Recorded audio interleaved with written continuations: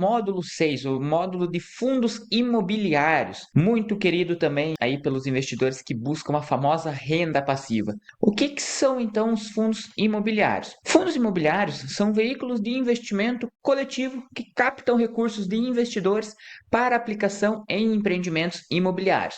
Isso pode incluir imóveis físicos, como galpões ou escritórios, ou ativos financeiros, como certificado de recebíveis imobiliários, como a gente viu lá na renda fixa, os CRIs, e também as LCIs. Os cotistas recebem rendimentos, geralmente mensais, proporcionais ao lucro obtido pelo fundo. Então, de forma semelhante, podemos comparar os fundos imobiliários com os fundos de investimento. Basicamente, o que altera é que os fundos imobiliários, o objetivo deles é investir no setor imobiliário. Quais que seriam então as categorias dos fundos imobiliários atualmente? Temos os fundos de tijolo, que são aqueles que investem diretamente em imóveis como shoppings e hotéis. Então, por exemplo, o fundo, a empresa por trás que gera essa administração do fundo, ela pode acolher os recursos dos cotistas, ir lá e comprar uma parte de um shopping para alugar, comprar um prédio de escritórios corporativos, enfim, vários imóveis, o fundo imobiliário adquire para posteriormente, com o lucro advindo dos aluguéis, proporcionar proventos, dividendos aos cotistas. Os fundos de papel, que de forma semelhante aos demais fundos de investimento, eles investem em ativos mobiliários, LCIs, CRIs, títulos propriamente, emitidos na maioria das vezes por securitizadora, no caso dos CRIs, ou LCIs emitidas por bancos. E os fundos híbridos, que nesse caso seria uma combinação entre os dois tipos, tanto tijolo como também papel. Então, na maioria dos casos, os fundos híbridos ele apresenta uma maior diversificação de portfólio. O fundo ele pode ter imóveis físicos, pode ter CRIs, pode ter LCIs, de forma a diversificar e, obviamente, buscar sempre uma melhor rentabilidade. Cada tipo atende diferentes perfis de risco e objetivos de rentabilidade. Quais seriam então os benefícios dos fundos imobiliários? Primeiramente é a liquidez. Hoje, grande parte dos fundos imobiliários eles têm uma liquidez muito boa na bolsa de valores. Você consegue comprar e vender essas cotas desses fundos imobiliários de forma rápida e simples. Claro que vale ressaltar, tem alguns fundos menores, alguns fundos que você pode sim ter um problema de liquidez. O risco de liquidez ele existe em todo tipo de investimento, mas na maioria, pelo menos nos fundos imobiliários mais comuns, você consegue ter uma liquidez bem atrativa.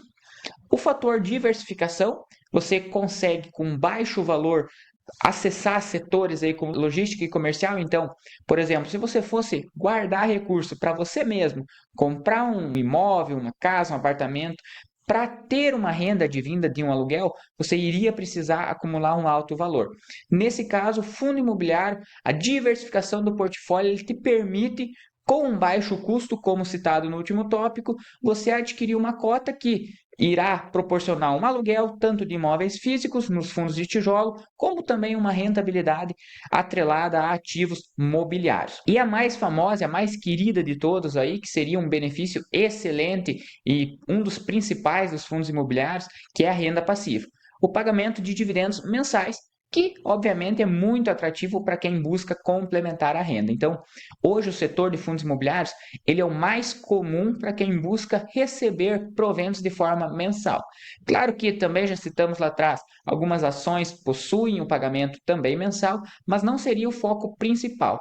Nos fundos imobiliários, sim, o fundo imobiliário ele é obrigado, por lei, distribuir no mínimo 95% do lucro que ele oferiu em forma de dividendos. O cotista ele irá receber quase 100% do lucro na maioria das vezes. Riscos envolvidos. Primeiramente seria a vacância. Imóveis vazios afetam diretamente os dividendos. Os fundos de tijolos, aquele fundo que investe em um shopping, por exemplo, em determinado momento, se uma ou mais lojas estiverem vagas, ou seja, não estiverem sendo alugadas, é um fator de receita que o fundo ele deixa de receber. Então, ele paga a manutenção, ele desembolsou um valor para adquirir aquele imóvel e, pensando pelo retorno, ele não está recebendo, visto que o imóvel está desocupado. Questão da gestão também, decisões ruins por parte dos gestores podem comprometer a rentabilidade.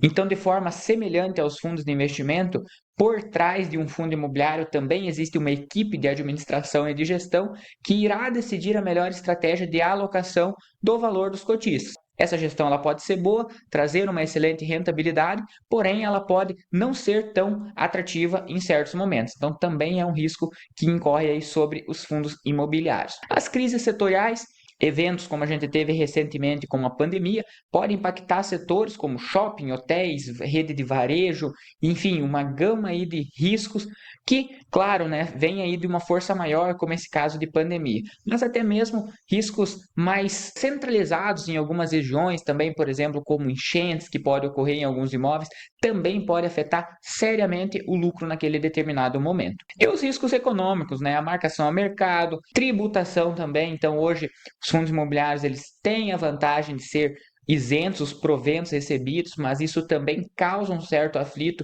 devido aí à possibilidade de no futuro vier ter uma taxação sobre esses rendimentos. Então, são riscos que sempre irão surgir no nosso dia a dia que vale a pena a gente conhecer para na hora de investir já ter ciência disso.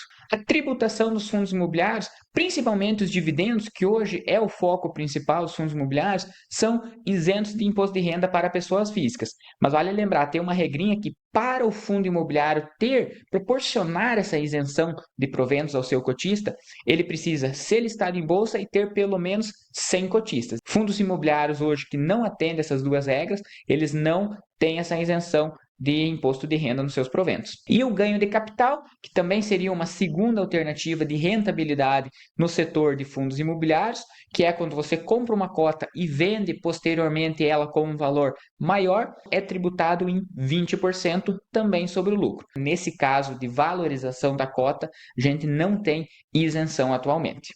Perdas podem ser compensadas, é muito bacana e muito investidor que já tem experiência no mercado, às vezes esquece ou até mesmo não sabe. Por exemplo, hoje se você vender um fundo imobiliário com um prejuízo, comprei uma cota de um fundo imobiliário, paguei R$ 100.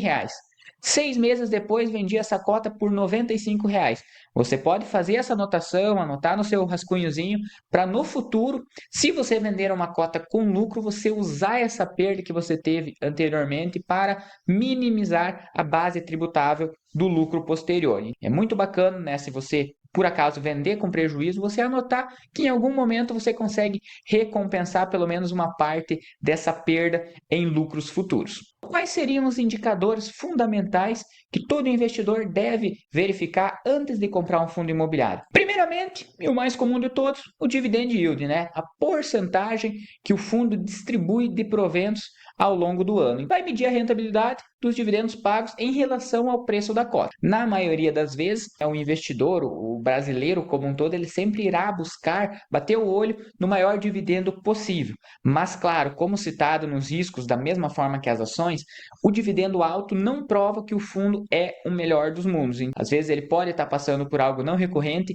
e o dividendo não ser capaz, no caso, de te demonstrar esse acontecimento que no longo prazo às vezes tende a não ser tão positivo. É um indicador muito bom, a gente tem sim que analisar a questão do dividendo, mas não levar em consideração somente ele. P sobre VP, da mesma forma que nas ações, indica se o preço da cota está acima ou abaixo do valor patrimonial do fundo. Por exemplo, um P sobre VP menor que o representa uma oportunidade, em tese, porque o fundo está sendo negociado perante o seu valor patrimonial com desconto. Novamente, vale destacar, da mesma forma que o dividend yield, a gente não pode olhar somente para esses números. Se um fundo apresenta um PVP de 0,5 representando 50% de desconto, como por exemplo, pode ser que tenha algo errado lá no fundo que às vezes acaba passando despercebido. Vale lembrar que a gente não pode utilizar somente dos indicadores em individual, mas sim num conjunto de fatores. A vacância é também muito importante, que é o percentual de imóveis desocupados. E também, né, altos índices podem